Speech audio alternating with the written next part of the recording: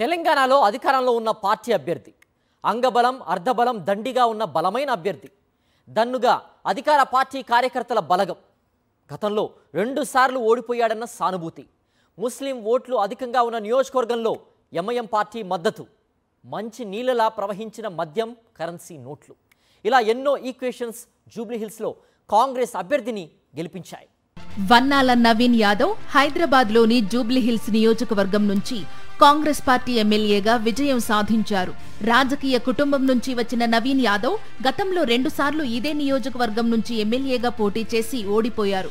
2023 సార్వత్రిక ఎన్నికల్లో స్వతంత్ర అభ్యర్థిగా నామినేషన్ వేసి ఆ తర్వాత ఉపసంహరించుకుని కాంగ్రెస్ పార్టీలో చేరారు.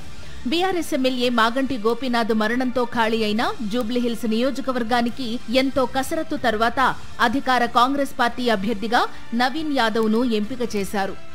నవీన్ యాదవ్ ఎంఐఎం ద్వారానే రాజకీయాల్లోకి ప్రవేశించారు.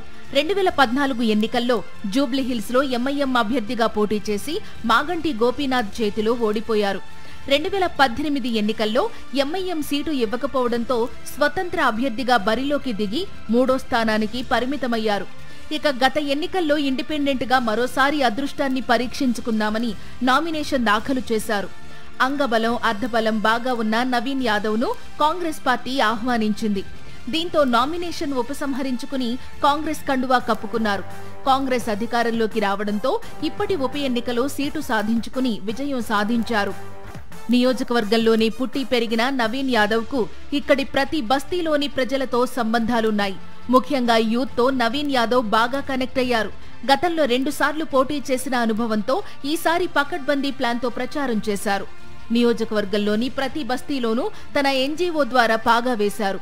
అధికార అభ్యర్థి కావడం ఇంకా 3 ఏళ్ల పాటు కాంగ్రెస్ పార్టీయే అధికారంలో ఉంటుందనే స్పృహ కూడా ప్రజల్లో బాగా పనిచేసింది.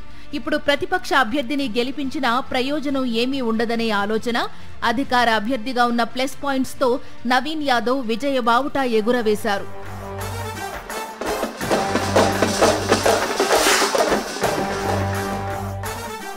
బీఆర్ఎస్ కి మెజారిటీ వస్తుందనుకున్న బస్తీల్లో కూడా నవీన్ యాదవ్ పాగా వేయడానికి ఎంఐఎం మద్దతు కూడా బాగా పనిచేసింది. అధికార పార్టీ అండదండలు, కొన్ని బస్తీల్లో ఎంఐఎం అందించిన సహకారం, వ్యక్తిగతంగా నవీన్ యాదవ్ కు ఉన్న బలగం 2 సార్లు ఓడిపోయాడన్న సానుభూతి వెరసి కాంగ్రెస్ అభ్యర్థిని గెలిపించాయి.